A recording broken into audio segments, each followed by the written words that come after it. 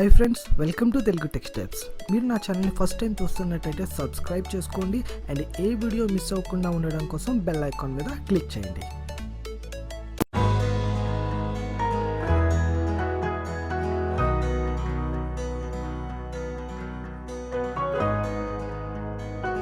Hi ఫ్రెండ్స్, ఎలా ఉన్నారు? ఈ సెషన్లో మనం we are going to see welcome to spring framework project అండి. సో ఇక స్ప్రింగ్ ఫ్రేమ్వర్క్ ప్రాజెక్ట్లో మనం we are integrating with spring, hibernate and MySQL database.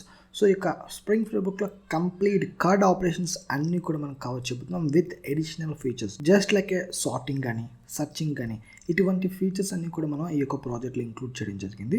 So ఈ యొక్క ప్రాజెక్ట్ ఫీచర్స్ వచ్చేసి spring MVC, Hibernate and SQL database అనేది ఇందులో ఇంటిగ్రేట్ చేయడం జరిగింది. అండ్ సెకండ్ వచ్చేసి మనం స్ప్రింగ్ ఫ్రేమ్వర్క్లో ఏదైతే టీచ్ చేస్తామో spring core module, spring AOP, spring MVC and Hibernate ఇవన్నీ కూడా ఈ యొక్క ప్రాజెక్ట్లో మ్యాక్సిమం ఇంక్లూడ్ చేసి this is the implementation project. అందుకోసమే ఈ యొక్క ప్రాజెక్ట్ నేను సెపరేట్ ఎన్రోల్మెంట్కి ఇవ్వట్లేదు. స్ప్రింగ్ ఫ్రేమ్వర్క్ ఎవరైతే తీసుకుంటున్నారో, మన దగ్గర స్ప్రింగ్ ఫ్రేమ్వర్క్ ఎవరైతే నేర్చుకుంటున్నారో ఆ కంటెంట్ అంతా కూడా, ఆ కోడింగ్ అంతా కూడా వాళ్ళు ఇంప్లిమెంట్ చేసేటట్టు ఉండాలి. That's why we design this project for those who are learning Spring Framework with us. So ఆ యొక్క కాన్సెప్ట్స్ కానీ, ఆ యొక్క ఫంక్షనాలిటీస్ కానీ, ఆ యొక్క కోడింగ్ అంతా కూడా వాళ్ళు ఇంప్లిమెంట్ చేసినప్పుడే ఆ కోర్స్ వాళ్ళకి యూటిలైజ్ అవుతుంది, రేపొద్దున రియల్ టైంలో వాళ్ళు వర్క్ చేయగలుగుతారు. Okay, that is the second point, that is implement what we learn. And మూడోది వచ్చేసి card operations, complete card operation creating కానీ, అప్డేటింగ్ కానీ, రీడ్ ద డేటా అంటే డేటాబేస్ నుంచి డేటా ఫెచ్ చేసుకోవడం, లేకపోతే డేటాని డిలీట్ చేయడం. సో కంప్లీట్ కార్డ్ ఆపరేషన్స్ అన్నీ కూడా కవర్ అయ్యాయి. Along with the CRUD operations we are focusing on the additional functionalities, that is sorting కానీ, లేకపోతే సర్చింగ్ కానీ. సో ఇటువంటి ఫంక్షనాలిటీస్ అన్నీ కూడా మన యొక్క అప్లికేషన్లో ఇంక్లూడ్ చేయడం జరిగింది. At the same time assignments, ఈ యొక్క కంప్లీట్ కోర్స్ అంతా కూడా మీకు లాట్ ఆఫ్ అసైన్మెంట్స్తో ఇంక్లూడ్ అయి ఉంటుంది.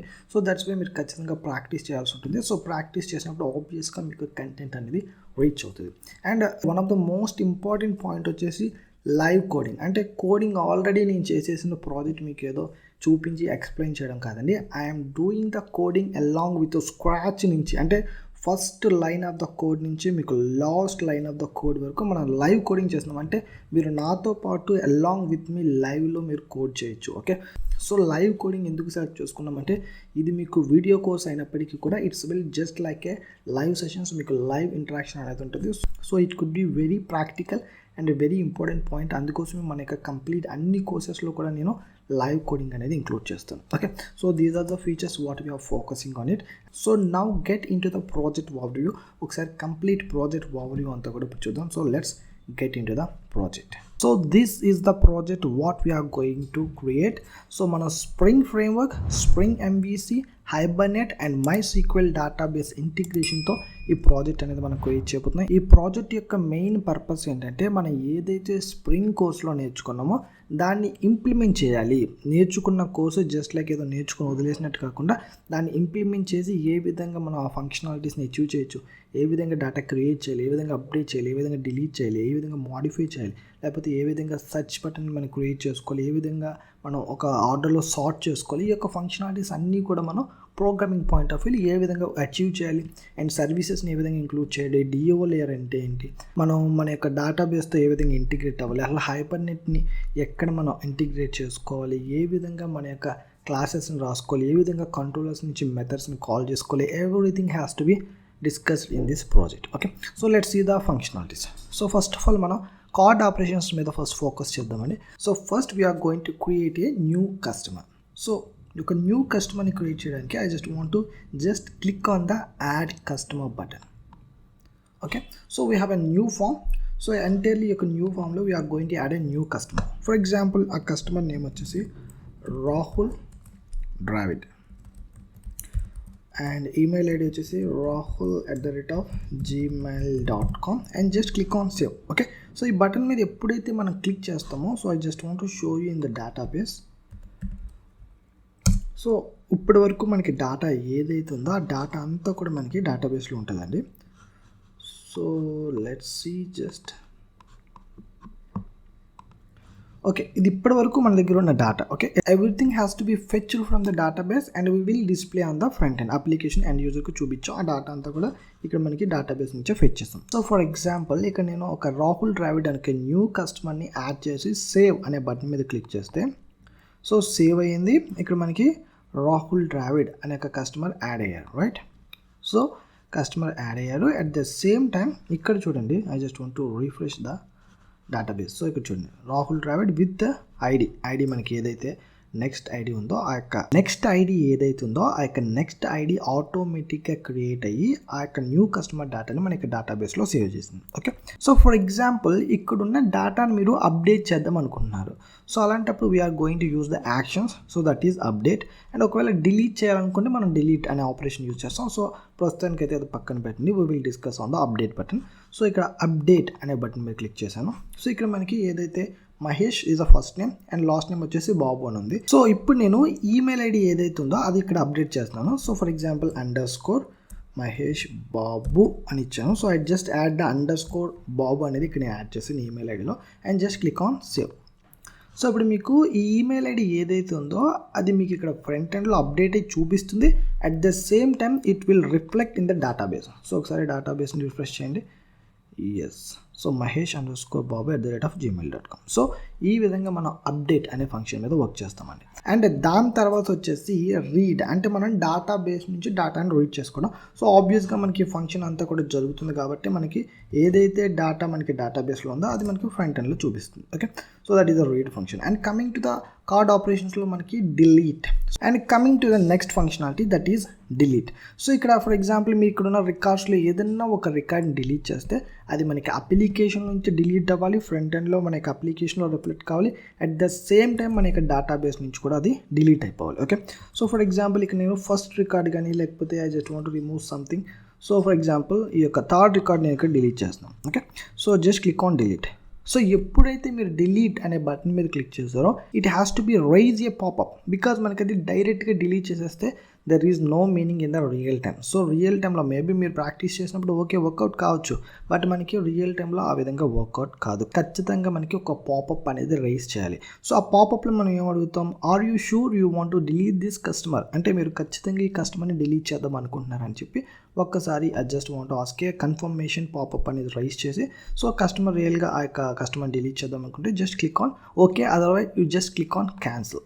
ఓకే, సో ఇప్పుడు ఫర్ ఎగ్జాంపుల్ నేను రియల్గానే డిలీట్ చేద్దాం అనుకుంటున్నాను. So just click on delete and just click on okay. So for example మీరు ఇంత క్యాన్సిల్, ఫర్ ఎగ్జాంపుల్ మళ్ళీ క్యాన్సిల్ నొక్కుతున్నాను. క్యాన్సిల్ కొట్టాం కదా, సో క్యాన్సిల్ కొట్టినప్పుడు it doesn't reflect on the database, అంతేగాని అది క్యాన్సిల్ కొట్టినాకంటే డిలీట్ అయిపోయేటట్టు ఉండకూడదండి. ఓకే, సో పాపప్ కూడా మనకి పర్ఫెక్ట్గా వర్క్ అవ్వాలి. So just click on delete and just click on okay.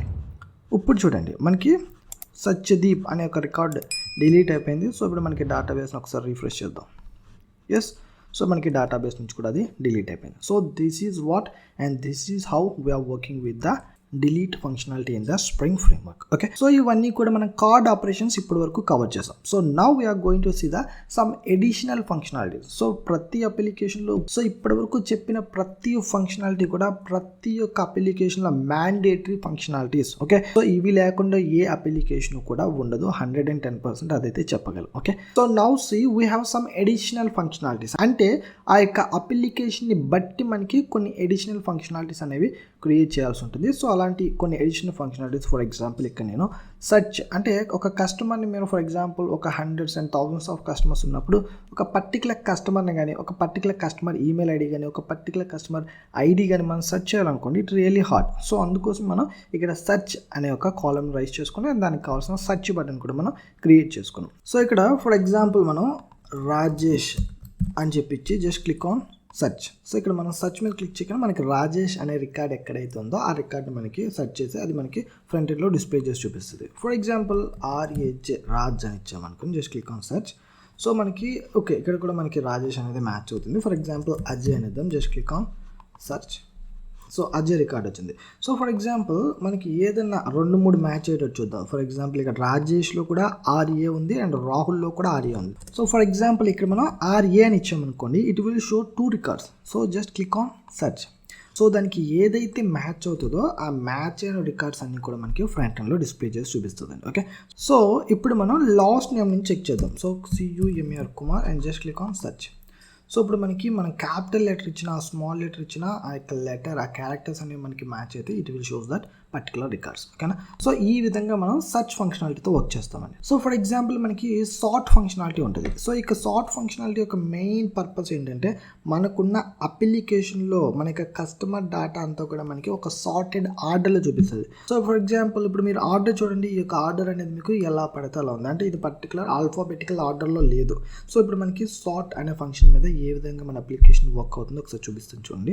So అది మనకి ఇంకా బాగా అర్థం అవ్వాలంటే ఇంకొంచెం కొన్ని రికార్డ్స్ అనేవి యాడ్ చేద్దాం. సో ఫర్ ఎగ్జాంపుల్ ఏ తర్వాత మనకి బి కాబట్టి I just want enter Babu Rao and just Babu Rao @gmail.com and just click on save. And దాని తర్వాత I just want to add one more record. So that is Zahir Khan, ZAHER, Zahir KHAN. ఎందుకంటే Z కాబట్టి మనకి లాస్ట్కి వెళ్ళిపోవాలి. ZAHER@gmail.com. Okay, so just click on save. Right, so perfect. So for example ఇప్పుడు మనం records add చేస్తున్నాం. Okay, so దానికోసం మనం యాడ్ కస్టమర్ అని చెప్పి ఇక్కడ క్లిక్ చేస్తాం. ఫర్ ఎగ్జాంపుల్ ఇప్పుడు మనం ఏ రికార్డ్స్ కూడా యాడ్ చేయట్లేదు, అలాంటప్పుడు మనకి we have a link back to list. అంతేగాని ఇక్కడికి వెళ్ళి మనం కర్సర్ మీద క్లిక్ చేసి బ్యాక్ యారో క్లిక్ చేసి వెనక్కి పేజీకి వెళ్ళడం that is not a recommended thing. అది రియల్ టైంలో మనకు వర్కౌట్ కాదు. సో దానికోసం మనం అట్లీస్ట్ ఒక బ్యాక్ లింక్ అంటే హోమ్ పేజీకి కానీ లేకపోతే మీరు వెళ్ళాల్సిన బ్యాక్ పేజీకి కానీ లింక్ అనేది పెట్టుకోవాలి. ఈవెన్ మీరు యారోస్ పెట్టుకుని ఓకే, అదర్వైజ్ మీకు అర్థం అవ్వడం కోసం డైరెక్ట్గా బ్యాక్ టు లిస్ట్ అని పెట్టుకుని it's okay. Okay, so just click on this. ఇప్పుడు మనం కస్టమర్ని యాడ్ చేయట్లేదు కాబట్టి just click on back to list. Okay, so ఇప్పుడు మనం we are looking into the sort అనే ఒక ఫంక్షనాలిటీని చూస్తున్నాం. సో దానికోసం ఇక్కడ చూడండి, ఫస్ట్ నేమ్ మీరు ఇక్కడ క్లిక్ చేశారు అనుకోండి, సో కంప్లీట్ ఈ డేటా అంతా కూడా మీకు సార్ట్ అయిపోతుంది. సో ఇప్పుడు చూడండి ఇక్కడ అంతా కూడా ఇన్ ఆర్డర్గా ఉంది, MRRJAPB. So it's completely in order. So just click on first name. So ఇప్పుడు చూసాను మీకు కంప్లీట్ డేటా అంతా కూడా ఆర్డర్లోకి వచ్చేసింది. సో ఫస్ట్ ఏ కాబట్టి అజయ్ రికార్డ్ ఫస్ట్ చూపిస్తుంది, అండ్ దాని తర్వాత బి కాబట్టి బాబు రికార్డ్, అండ్ దాని తర్వాత మనకు ఆల్ఫాబెటికల్ ఆర్డర్లో ఏవేవైతే రికార్డ్స్ అవైలబుల్గా ఉన్నాయో అంతేగాని అవి చూపిస్తారు, అంతేగాని సి లేదు కాబట్టి సి ప్లేస్లో మనకి రికార్డ్ వదిలేదండి. ఓకే, సో దాని తర్వాత మనకి ఎం అవైలబుల్గా ఉంది కాబట్టి మహేష్, అండ్ దాంతో పవన్, రాహుల్, రాజేష్, జహీర్. చూసారా జెడ్ అనేది కిందకి వెళ్ళిపోయింది. సో ఈ విధంగా మనం we are working with the sort functionality in the Spring framework. ఓకేనండి, so this is the complete application we are working along with the Spring framework course. ఓకేనా, సో ఇది నేను సెపరేట్ ఎన్రోల్మెంట్ కోసం కాదు, this is the project I did only for the Spring students. మన దగ్గర ఎవరెవరైతే spring framework నేర్చుకుంటారో ఆ స్టూడెంట్స్ అందరికీ కూడా ఆటోమేటిక్గా స్ప్రింగ్ ప్రాజెక్ట్ అనే కోర్స్ కూడా వాళ్ళ యొక్క ఎన్రోల్మెంట్లో యాడ్ అయిపోతుంది. So this is all about the Spring framework project with Hibernate and MySQL database. So ఇదంతా కూడా మనకి బ్యాక్ ఎండ్లో ఫుల్ కోడింగ్తోనే ఉంటుందండి.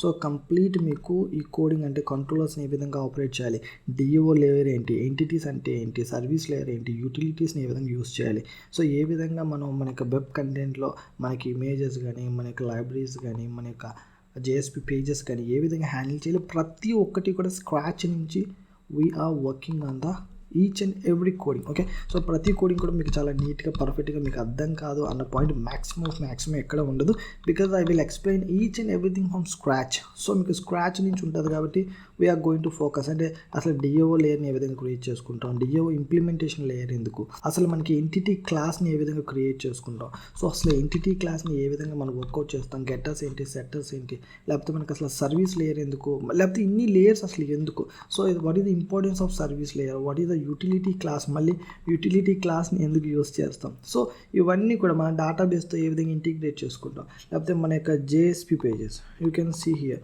సో మన యొక్క JSP పేజెస్ ఉంటాయి. Yeah, so this is the JSP pages. ఏ విధంగా మనకి JSP పేజెస్ని స్టైల్ చేసుకుంటే ఏ విధంగా CSSతో వర్క్ చేస్తాం, so everything has to be discussed in the very clean and coding point of వ్యూలో నేను డిస్కస్ చేస్తాను. And I'm telling you that so many times ఇదేమి సెపరేట్ ఎన్రోల్మెంట్ కాదు.